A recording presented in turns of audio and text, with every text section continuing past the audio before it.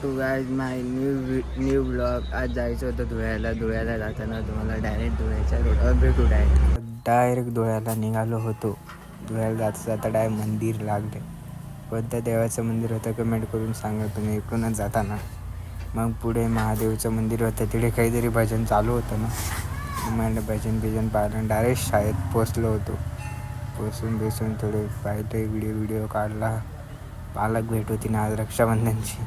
लाक्या बांधणं चालू होतं. मग परत घरी निघालो. मी व्ह्यू पाहू शकतात. घाट भेट होता. ही गाडीमधून असा रपसक निघालो होतो. एक हातात मोबाईल एक हातात हे. म्हणजे पुढे जाऊन बी असं थोडे व्ह्यूज असं बेकार वाटत होतं. शीतळे वातावरण थोडं हे झालेलं होतं. पुढे जाऊन शीतळे लागले होते अशा मोबाईलवर. तरी मी तुम्हाला आजूबाजूचा व्ह्यू दाखवू शकतो.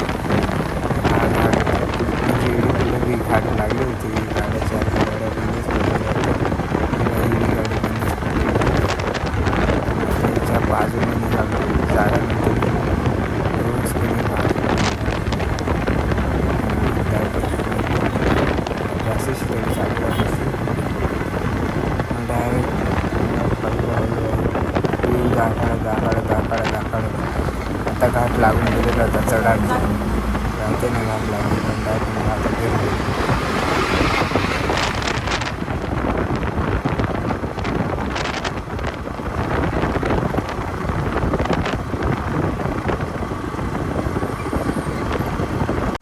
धुळ्यावरतून आल्यावर लागलेलं ड्युटी भावांना.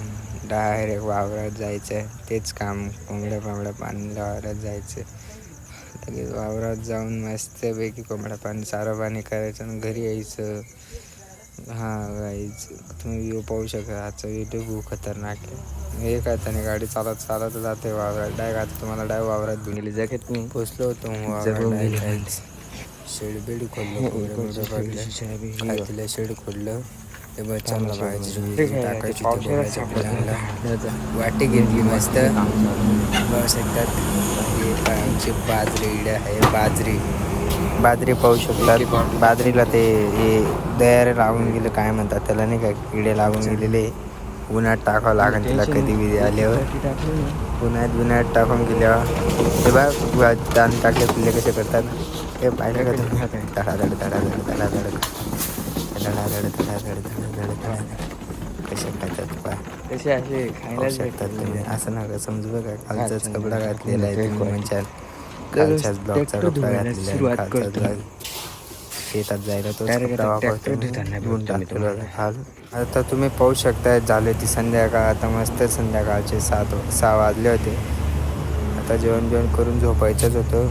जेवण दिवस संध्याकाळच्या जेवायला बसलो होतो मित्रांनो. आता मस्त झोपायचं आहे. जेवण झालं होतं. झोपायचं होतं. पण आज मजा आली का नाही सांगायला. धुळ्यावरून शाळेत आलो होतो घरी. लगेच कामाला तुमच्यासाठी किती टाईम काढतो. प्लीज फॉलो सबस्क्राईब करून घ्या. नंतर भेटतो पुढच्या ब्लॉग.